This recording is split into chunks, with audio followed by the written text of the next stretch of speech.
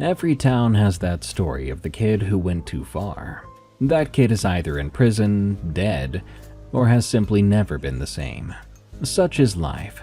But in this story from Lay B, we learn there is an alternate and possibly more terrifying fate for that kid who thinks rules are for goobers. And that fate would be encountering disturbing beings that should not exist. Lay B warns us with her story to beware and respect the moon-eyed people of the Blue Ridge Mountains. This is a tale from the break room.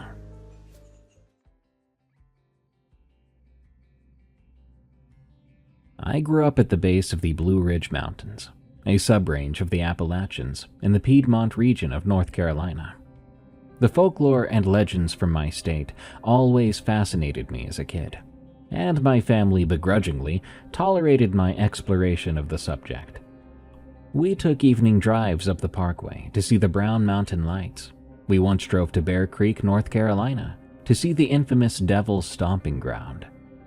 On a trip to the Outer Banks, we made a point to visit Topsoil Island, where the Gray Lady is meant to pace the beach. The older I got, the more history intertwined with the folklore and legends from my state, and these connections always piqued my interest. In my teens, I explored cemeteries where Civil War soldiers were buried, and I navigated revolutionary battlefields with alleged sightings and hauntings. I went to a university in the South, majoring in history and folklore, graduating with honors. I paid to take courses in cemetery iconography and preservation. I volunteered with my local historical society. I did these things to understand the history of my home, but also hoped that maybe one day I would find proof that the folklore rang true, that there was something special about the legends in North Carolina which had survived through oral tradition for decades, passed down through generations of North Carolinians. It's no surprise that my career path took me into similar realms. I am a cultural heritage public historian, meaning I work for museums and sites of public history throughout North and South Carolina. My specialty is oral history. I basically supplement artifacts in museums with stories from ordinary Carolinians who choose to tell me about their lives. These stories become archived interviews, which are held in archival repositories in perpetuity. Through oral history and public history work, I've managed to turn my interest in social and local history into a career, and I've met some of the most fascinating and interesting people along the way. Ethel was one of those people that I will never forget. I first met Ethel in the fall of 2015. Museum staff were doing research for an exhibit on sharecropping, and a family friend suggested I interview her. If she agreed, of course. Sharecropping, for those unfamiliar, was an exploitative system suffered by poor farmers, both white and black, in the period after the American Civil War. Landlords contracted out land in return for a portion of the crop yield, hence the name sharecropping. The majority of sharecroppers across the South were poor white families, and it was one of the only ways for farmers to earn a living prior to the Second World War, if they didn't own any land. It was an unpredictable way of life. Sharecropping forced families to farm cash crops like tobacco and cotton for the highest yields, but also left them reliant on good growing conditions and at the mercy of the landowner. Life was so difficult under these conditions that farm families relied on the labor of their own children for help, and the children began performing chores and tasks around the farm as early as 4 or 5. Ethel was pushing 93 when I contacted her for an interview, but despite her age, she was sharp as a tack. I made the initial contact with her through a telephone call, where I explained what a life history interview was, and where I laid out the benefits of recording her oral history. She seemed wary, not of the practice of recording her story, but of the value it might have. She didn't believe her life would make an interesting story. Oh, how she was wrong about that. With additional questions asked, and with me assuring her that her experience with sharecropping was useful to our exhibit, we decided on a date and time for the interview. Now, given her age and thinking of her comfort, I suggested recording the interview in her house, which was well into the mountain region of the state. I was thrilled when she agreed, because it meant I could take advantage of staying at my grandparents' mountain home, a vacation home they had purchased in my preteen years. The mountain house, as we called it, was a 3-bedroom cabin tucked into the Grandfather Mountain area of the Blue Ridge Mountains. You had to traverse a pretty steep road with no guardrails to make it up the hill and into the gravel driveway. The house itself was 2 stories with a full basement. The basement was mostly used for laundry and the storage of deck chairs, swings, and outdoor games and equipment. The second floor had floor-to-ceiling glass windows, which looked into an open, airy living room with a massive rock fireplace. The dining area and kitchen were both on the second floor as well, as the whole floor was open concept.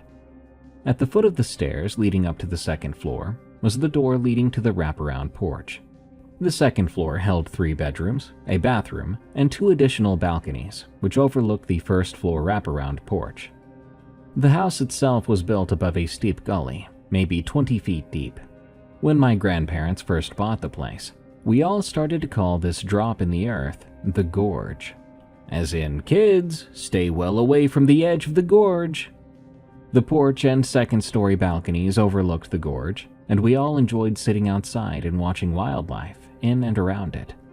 As a family, we only visited the cabin during the spring, summer, and fall for get-togethers and Sunday lunch cookouts. Otherwise, the cabin offered a quiet weekend away for anyone who would find the time to make the drive. This was exactly what I hoped for the weekend I was set to interview Ethel. I planned to head to Ethel's house, interview her for a few hours, maybe do some work Friday afternoon, then spend Friday evening sipping wine on the porch of the house. Saturday, I would wander around the local museum and shops, maybe take a short hike to see some waterfalls in the area. Sunday morning, I would start down the mountain, making it home in time for Sunday lunch at my grandmother's. The following Friday, after my call with Ethel, I packed the car, eager to start the drive through the Blue Ridge Mountains. I threw an overnight bag into the back seat, along with my interview pack and a few bags of groceries, snacks, and wine. With the car loaded, I was off. I drove up the highway, snaking my way into the mountains of North Carolina, sunroof open to smell the sweet scent of rhododendron as I progressed upward.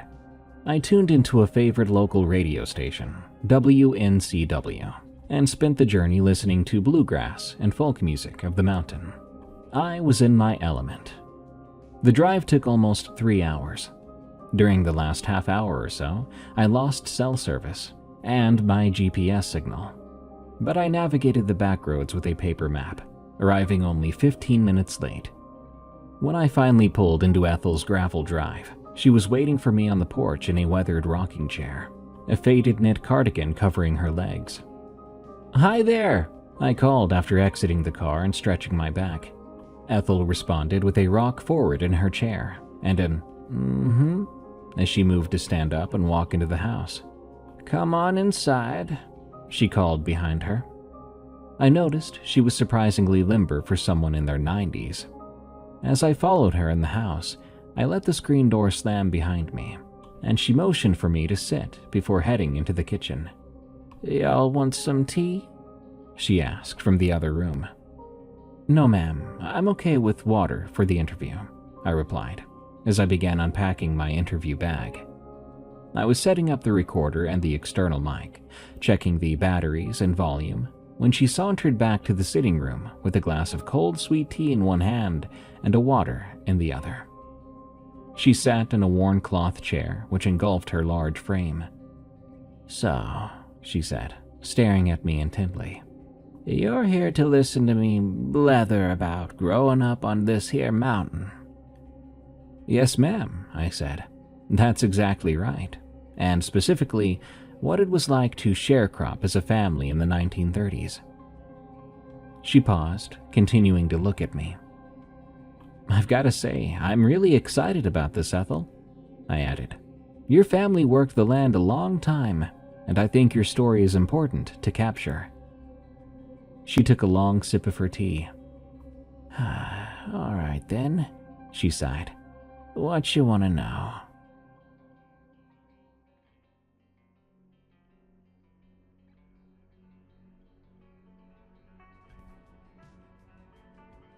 Ethel had amazing insight into the topic.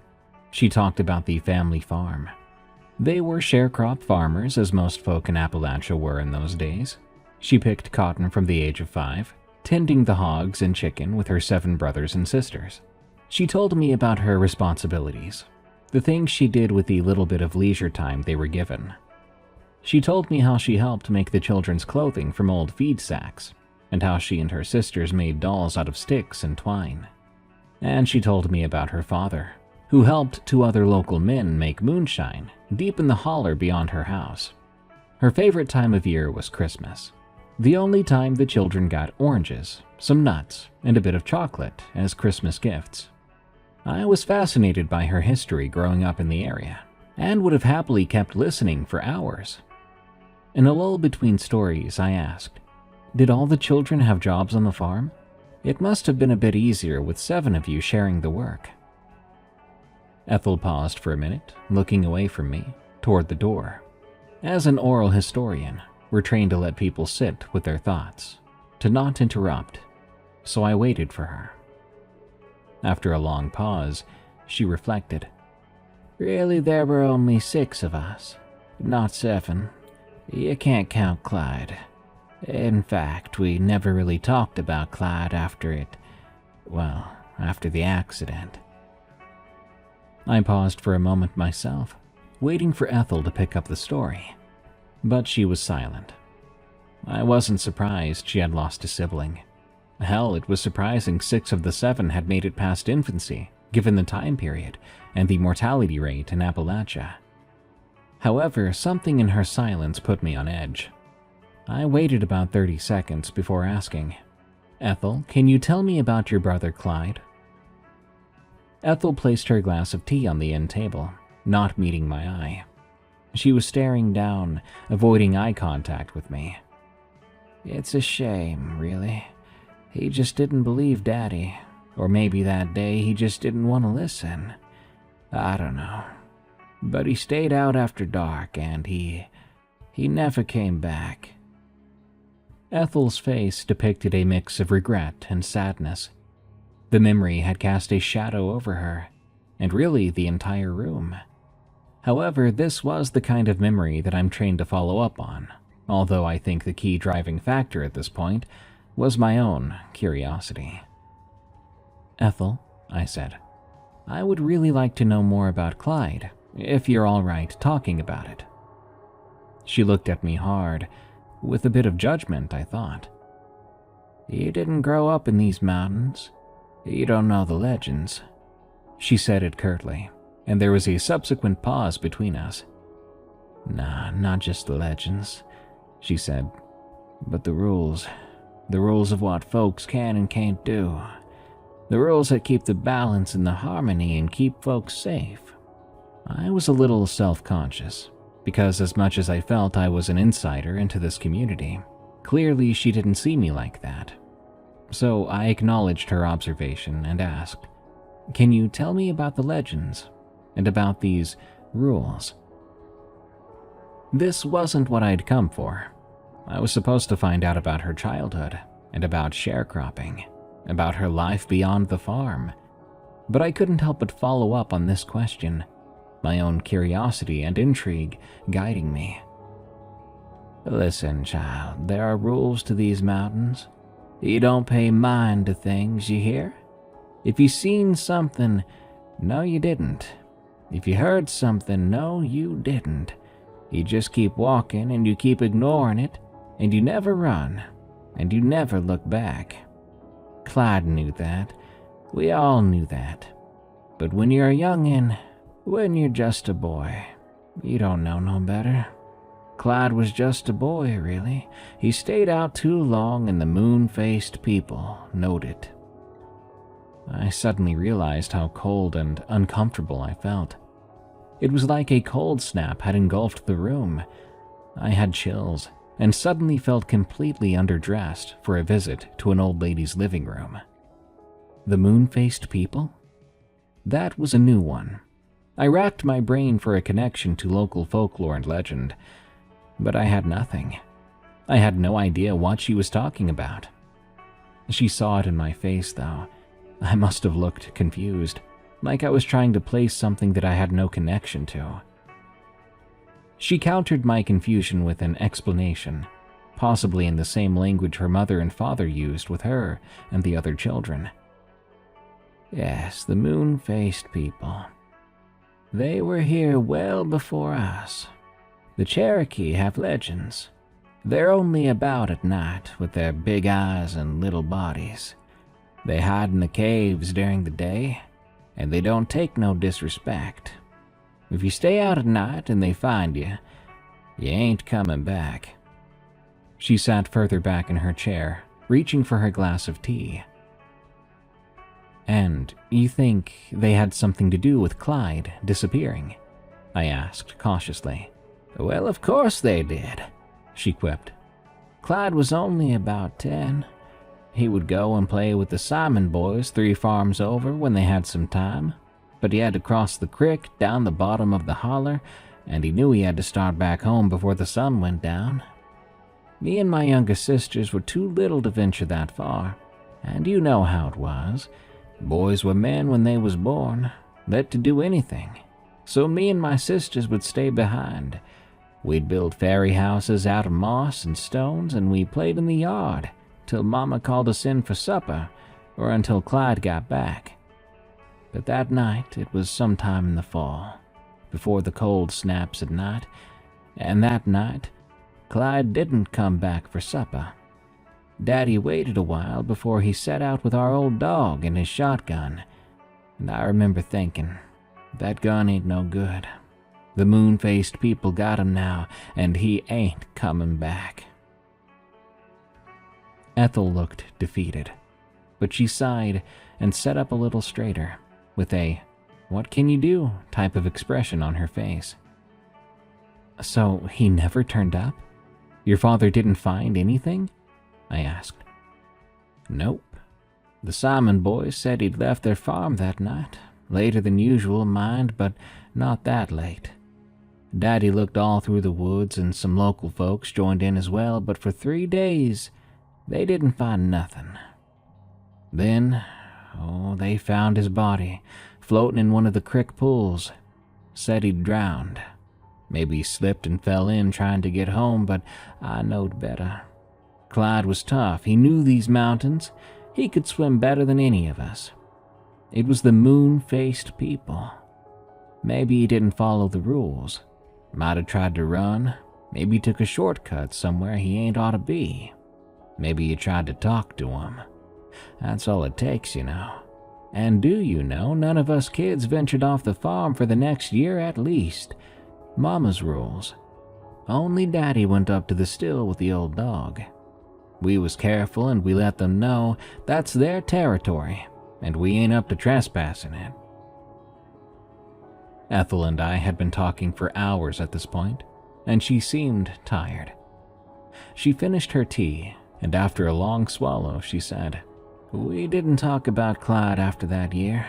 It wasn't 'cause we didn't miss him. We was busy, you know. Daddy had lost him a farmhand, and us girls had to start doing more of the farm work. It was a hard year. But soon enough, my 3 youngest brothers came along, and we just moved on with life. Wasn't much else to do back then."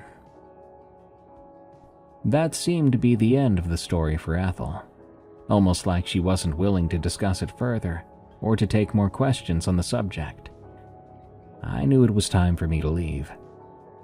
I looked for a way to start wrapping things up, thanking her for her time and telling her I'd let her get back to her evening. I packed my bag with the recorder and microphone, taking the glasses back to the kitchen for her. She stood up to walk me to the door, but didn't come out onto the porch, stopping at the screen door instead. I turned around on her porch steps to tell her thank you again, but she wasn't looking at me. She was looking into the woods around her house. Our farm was just through them there trees, about half an hour's walk. I ain't never walked down to where they found Clyde, but it ain't far. That creek runs down from Tennessee and through the whole county and more. There's crags and caves in some of the gullies too. Best not to disturb any of those, 'cause that's where they hide during the day." With that, her attention snapped back to me, and she looked up to the sky. "Time you get on down the road. Shouldn't be talking about them no more. It'll be pure dark soon." I pulled my glance away from the woods, curious about the farm she'd spent the afternoon talking about. I let her know. "Oh, it's no problem, Ethel. I'm just heading down the road a bit to my grandparents' cabin for the night. I don't have very far to go, actually. Nothing like the trek up the mountain anyway. But you have a great night. I'll be in touch about the exhibit progress." I was walking toward my car when she asked, "Where's your folks' place?" "Oh, we're just over Linville Way. I'll be there for the weekend, then I'll be heading back down the mountain on Sunday." Her eyebrows furrowed for a moment, but then she gave me a wave and said, "All right then." She turned to go back into her house, pausing with her back to the screen door.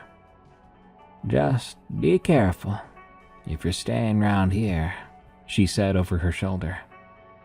"'Member what I was telling about the rules and all that?" And with that word of warning, she walked into the house, closing the front door behind her.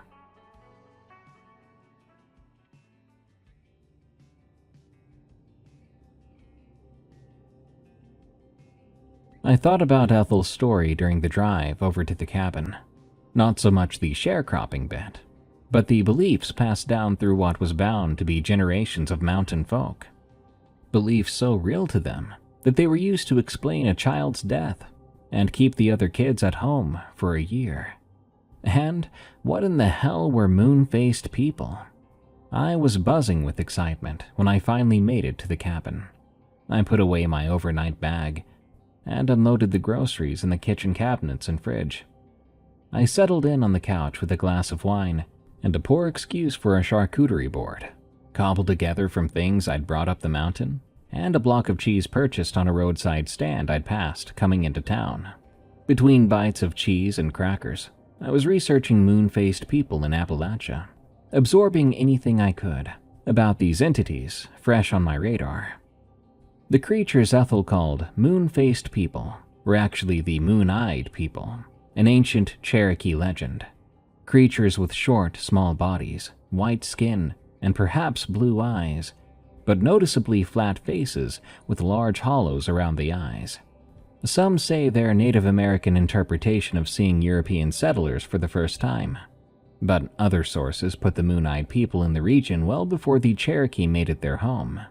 They're said to reside in caves during the day because of their light skin, only emerging at night, navigating by the light of the moon. Even more interesting to me was the statue that was unearthed in the 1840s of moon-eyed people. It was found in Butler, North Carolina, on what would have marked a prominent road during the Trail of Tears, when Native Americans were displaced from their homelands and forced to relocate to the west, often on foot.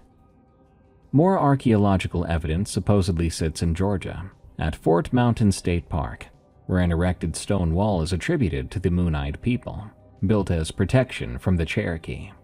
I stayed glued to my computer for another hour, reading everything I could find, although most sites and stories just corroborated each other. Cherokee legend, small people, possibly blue eyes, but definitely round hollow eye areas. Only come out at night due to light sensitivity and live in caves. One thing that did baffle me was the locality of these stories. They spanned the westernmost portions of North Carolina, around Cherokee County, into Georgia and Tennessee. Ethel's family resided hours from this area, and that was with modern roads. The legend had obviously traveled throughout the mountain region by word of mouth. My research was interrupted after about an hour by a phone call from my mother. "Hi, honey. How did the interview go?" I grabbed my cigarettes and lighter and an old heavy coat hanging by the door before heading out to the porch to speak to her. "It went really well. Fascinating, even," I said, as I plopped into one of the rocking chairs, overlooking the steep gorge behind the house. The sharecropping stories will be perfect for the exhibit, and I've asked her to see if she can find old photos to better represent the family. You know, give a face to the voice telling the story. That kind of thing. She's gonna get back to me on that next week. Mom seemed pleased it went well, and started to change the subject to discussions around what we would make for Sunday lunch, when I stopped her. Mom, there's one more thing though. The end of the interview was, well, I don't know. Maybe spooky is the right word. What do you mean? She asked. I took a long drag from my cigarette, then launched into the story Ethel had told about her brother Clyde and the moon-faced people. I told her about the harmony that supposedly existed between folks on the mountain and these entities, about Ethel's warnings and about the rules. I then explained what I'd found in the few hours of research I was able to do before she called. I mean, there are actual statues, Mom. I even thought about driving out to the museum in Butler tomorrow to see this thing in real life.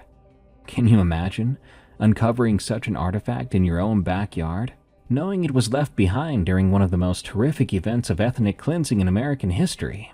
It's just wild. Well, my mother didn't seem to know exactly how to respond to all this.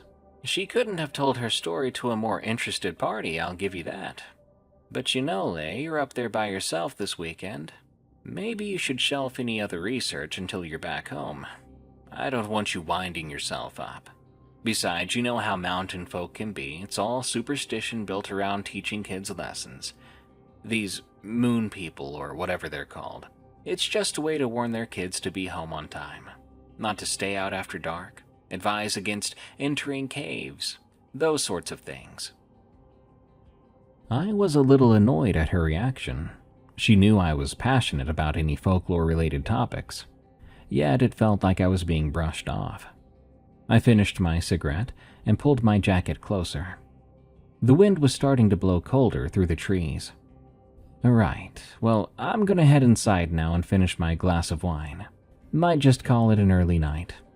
Besides, the wind is picking up and I'm freezing out on this porch. She sighed. All right. She could tell I was annoyed with her response. Well, have a good night and I'll speak to you later. Make sure you wake up in time that you're not late for Sunday lunch, too. Got it, Mom. I'll see you soon. I hung up the phone in a huff.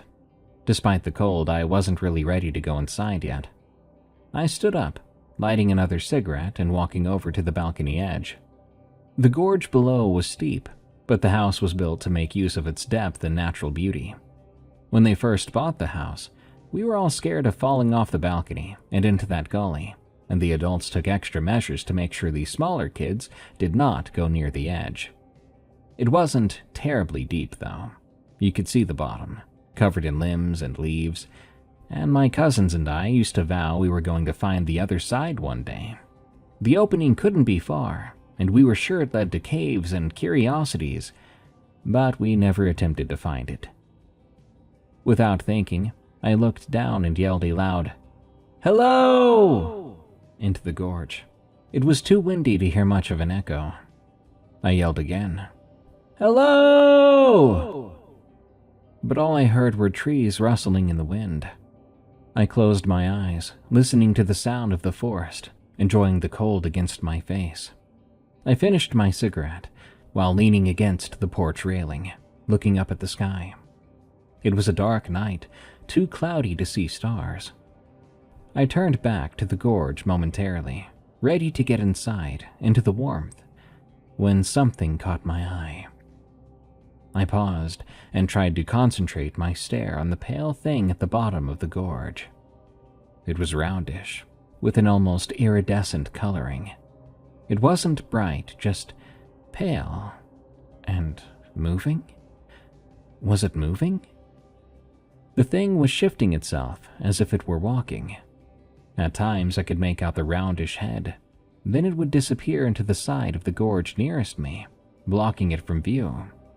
I stood there another 2 minutes, watching it saunter along at the bottom of the gorge. It was so dark, I could only make out its movements from the pale, hazy light it cast. It wasn't moving fast, and at first it reminded me of a deer sauntering through the forest, stopping to nibble at grass, in no hurry to move on. Just as that thought entered my mind, just as I thought, there's no way this can be a deer, the figure disappeared into the left side of the embankment, and it was gone. I waited another few minutes, but I saw nothing. I was suddenly so cold, chilled from the wind, but also by this thing, this dull moving light at the bottom of a gorge that was, from my understanding, inaccessible for miles. Maybe my mom had a point, and I had just creeped myself out. That, coupled with staying alone in the cabin, probably caused me to see something that wasn't actually there. With a shiver, I grabbed my cigarettes and moved to walk inside the cabin, giving one last glance to the gorge, but seeing nothing but darkness.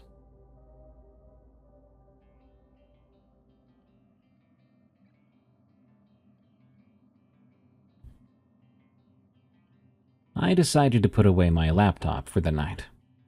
Turning on the TV for a distraction, I settled onto the couch with a blanket and a glass of wine.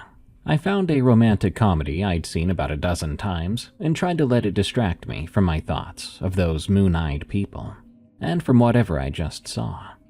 My mind raced through the possibility that I'd just seen some sort of animal, that maybe it wasn't as cloudy as I'd thought. Maybe the moonlight managed to illuminate portions of the gorge, and that's what I equated to its movement. But none of the explanations made sense. After my third glass of wine, and with lower inhibitions, I decided to heck with this.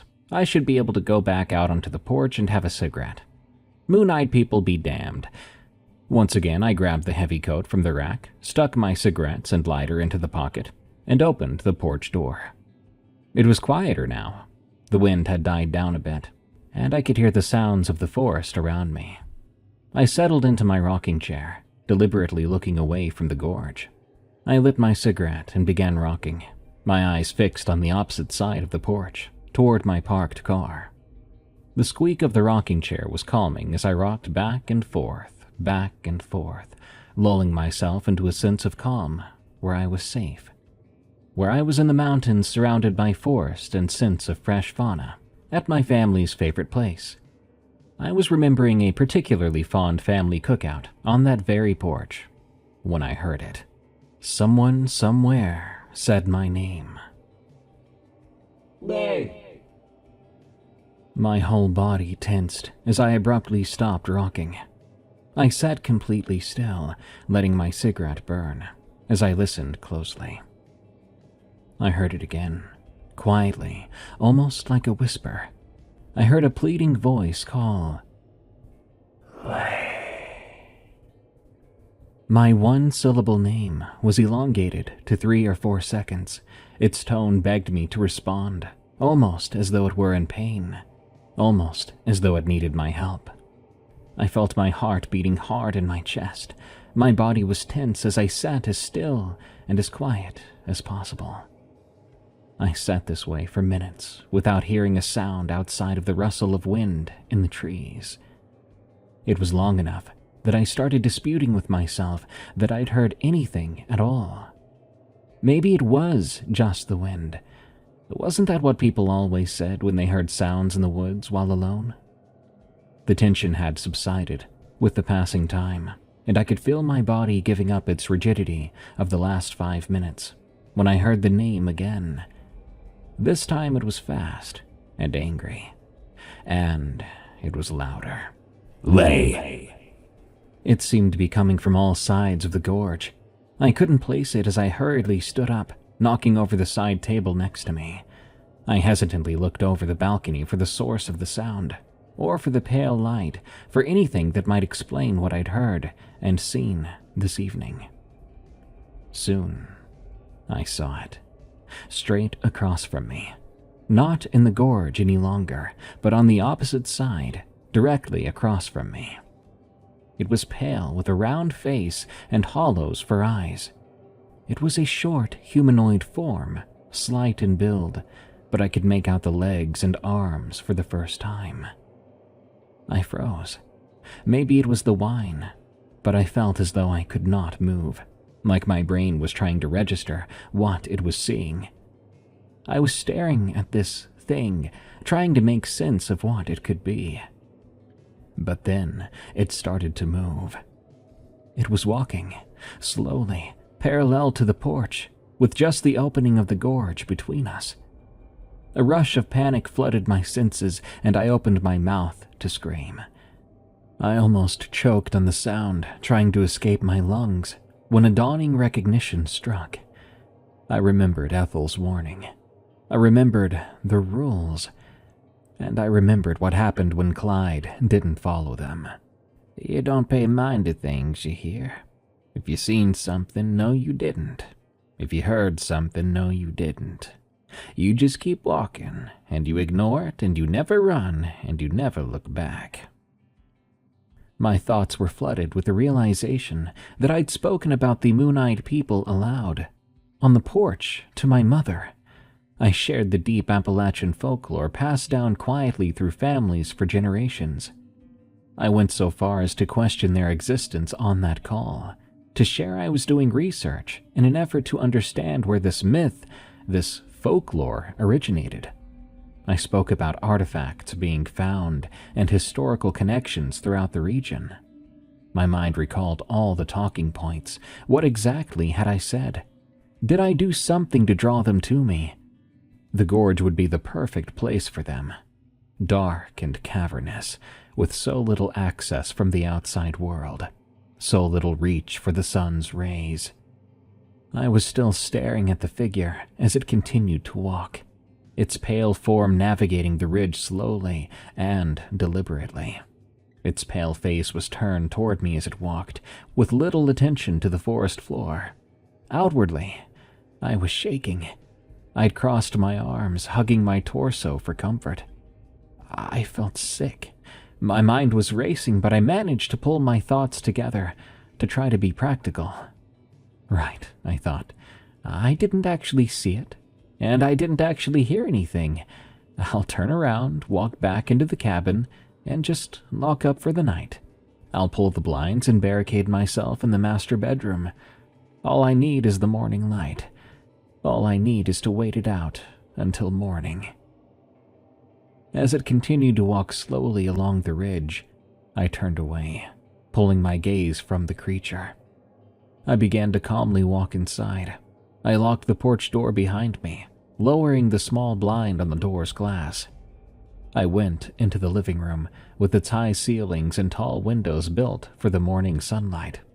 The room felt unsafe now, with clear views of the road leading to the cabin. I turned off the TV, pulling the curtains on the first-floor windows, the only curtains available to close. I continued this throughout the first floor, closing the kitchen blinds, the ones in the small dining room. I left the light on, and all the lamps. Then I made my way to the master bedroom on the second floor.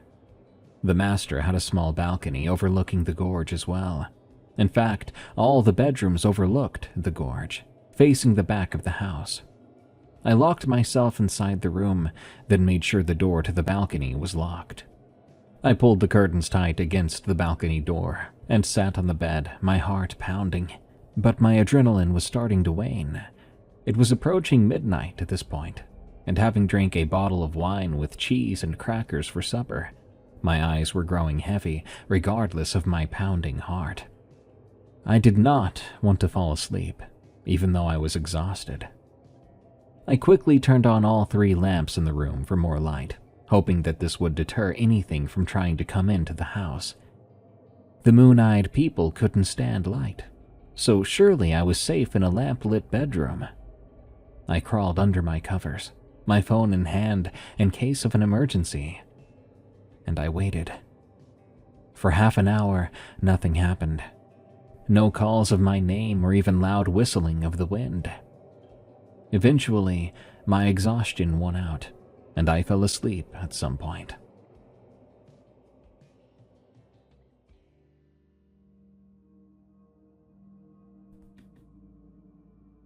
The bedside alarm clock read 3:22 when I awoke in the dark.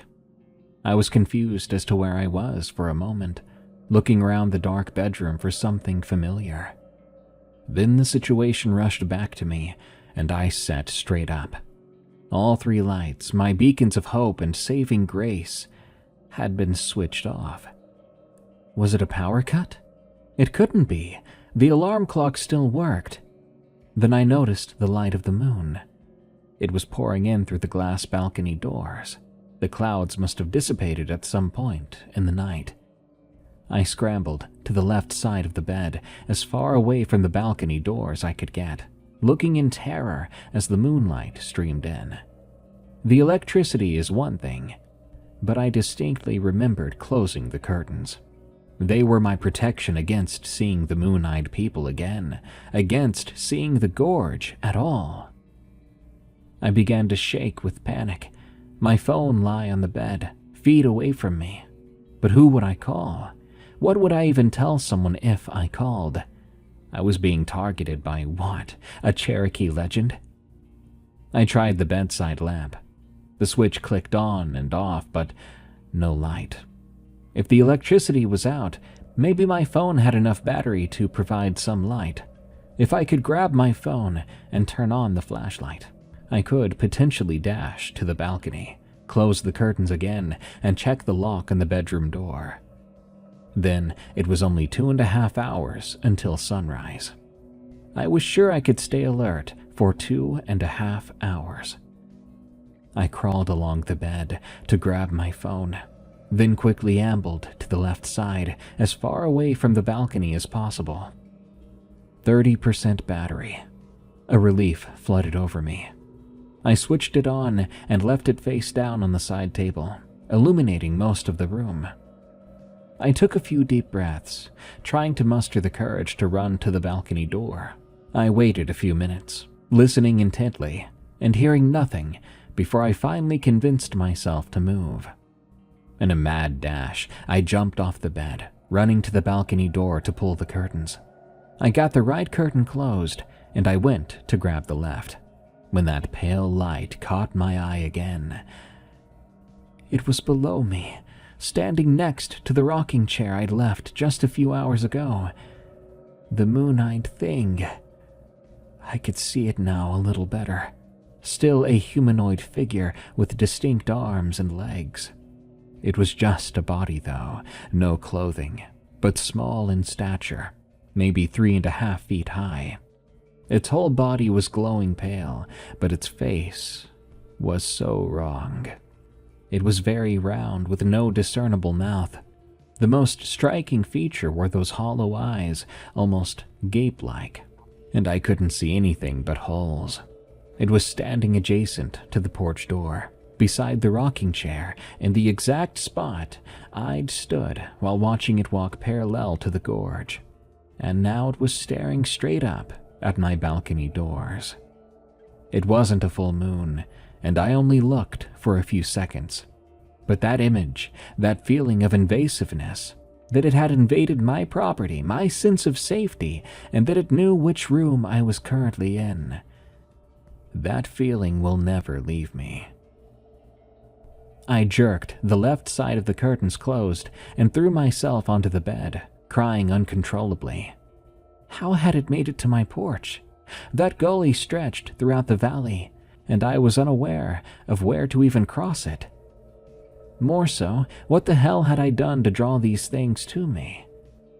With that thought, I started to imagine what Clyde could have possibly done to anger these moon-eyed people. Had he seen the same thing I was seeing now? Clyde, whose story had brought us here, and Ethel, who shared a family legend, some mountain folklore, then me, who stupidly repeated it all out loud into the gorge. I stayed curled up against the top of the bed frame for what felt like an hour, with only the phone illuminating the room. Soon it would be morning, I kept telling myself. Soon this will all be over, and I can go home, and I will swear off this whole region. I would stay happily in the Piedmont, avoiding any cave or gorge or dark forest for the rest of my life, if I could only survive this night. I hugged my legs and cried. I cried until I eventually fell asleep, sometime after 4 a.m. I awoke to light streaming in through the balcony curtains. It was the soft sunlight of dawn, and the illumination around the curtain's edges was the most incredible sight of my life. My eyes were puffy and irritated from crying, but I got up off the bed and slowly opened the curtains. It was a gorgeous morning. The gorge and ridge surrounding the cabin were glowing with the morning sun, illuminating trees just beginning to turn to their autumnal reds and golds, and a slight dusting of frost on the ground below. I slowly peeled the curtains back and looked down at the porch. The rocking chair sat motionless, the side table still overturned. But, other than that, it was just as I'd left it last night. There were no signs, or not that I could see from above, of the moon-eyed people. I fully opened the curtains, then tried the bedside lamp. It turned on at the click of the switch. So did the lamp in the corner, and the one on the desk. The electricity was working just fine. I sat down on the edge of the bed, confused, and with a bit of a headache. I remembered everything so vividly. I saw something in that gorge. It then reappeared out of the gorge, on the other side of the embankment, and it terrified me by coming onto my porch, standing exactly where I'd been when I first glimpsed it, staring up at me, up at my bedroom. All of it never felt like a dream, and I never doubted it. I'd been more scared than I'd ever been in my life after seeing it, and that is not something you simply dream. It was that moment that I flew into action. I splashed some water on my face and began packing my toiletries. I'd hardly unpacked my overnight bag, but I changed into my leggings and a sweatshirt, throwing my pajamas into the bag. I grabbed my phone and its charger, and I took the stairs 2 by 2. As soon as I reached the landing, it hit me. It was incredibly bright in the living room. I glanced around and realized that every single curtain and blind that I'd closed were now completely open.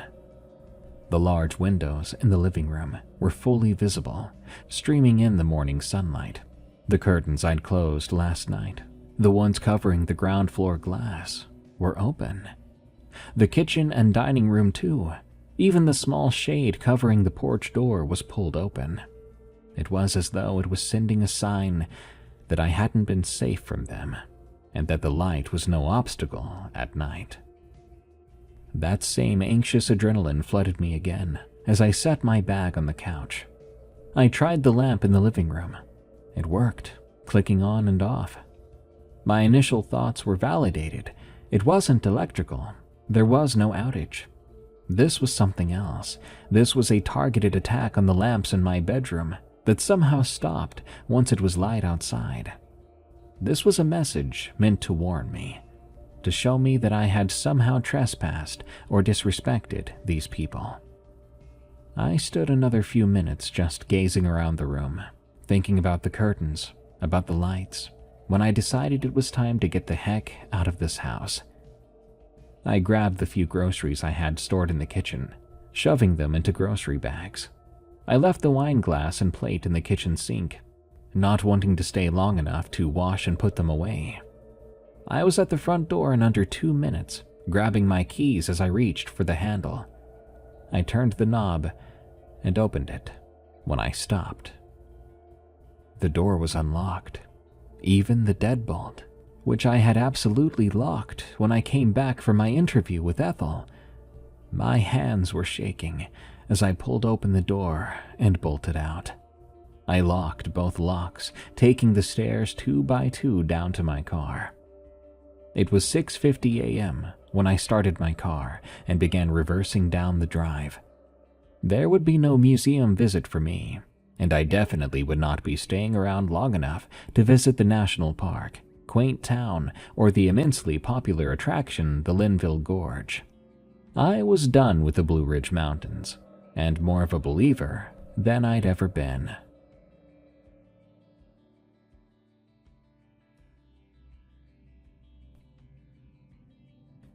I called Ethel the next week to follow up on our conversation.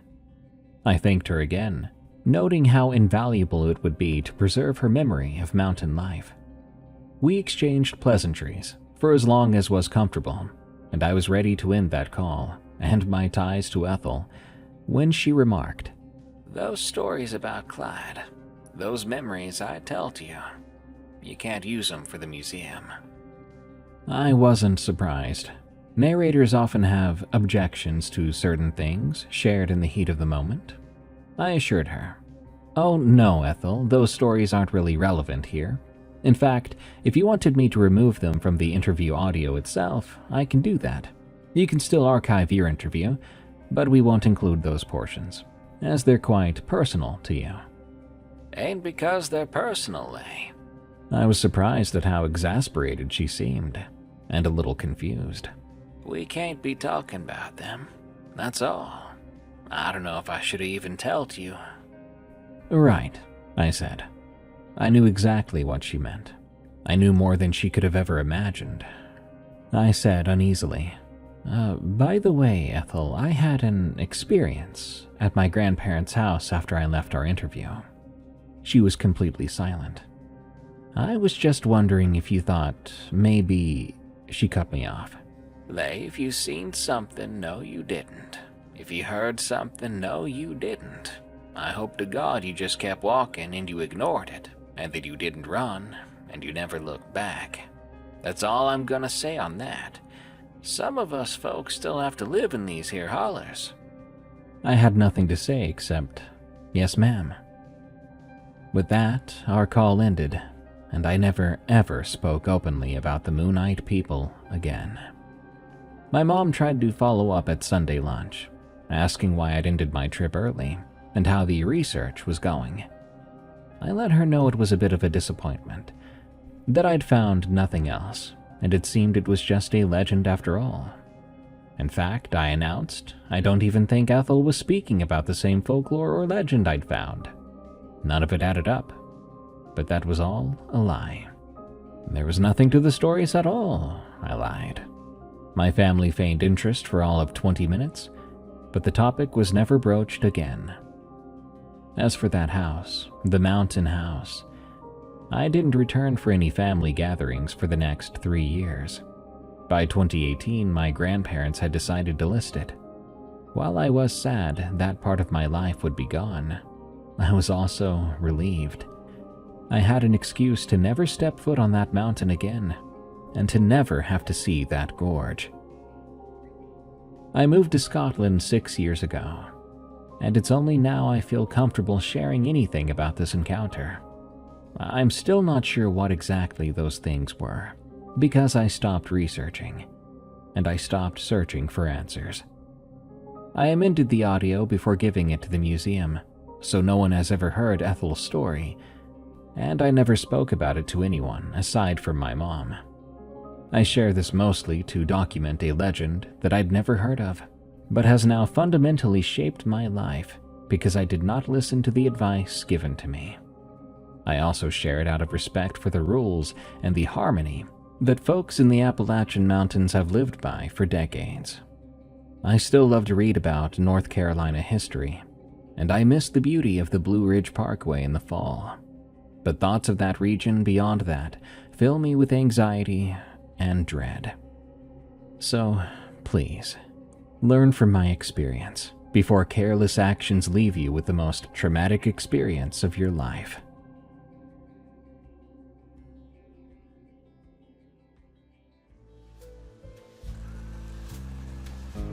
Don't sweep folklore and legends under the rug of fiction. Often these stories linger because they serve an important purpose. Maybe it's to warn folks about staying out after dark or traveling dangerous paths. Sometimes, however, it's a reminder that we share this world with beings that wish to be left alone, lest you suffer a painful price. Good night. Thank you so much for tuning in to this episode of Tales from the Break Room. I've been your host, Darkness Prevails. And if you want more of my scary story narrations, find my other show, Unexplained Encounters, on Spotify, Apple Podcasts, or your favorite podcast app. Also, you can send me your scary work stories at eeriecast.com/submit. Till next time, everyone, I'd better clock out. but I'll be clocking in again real soon.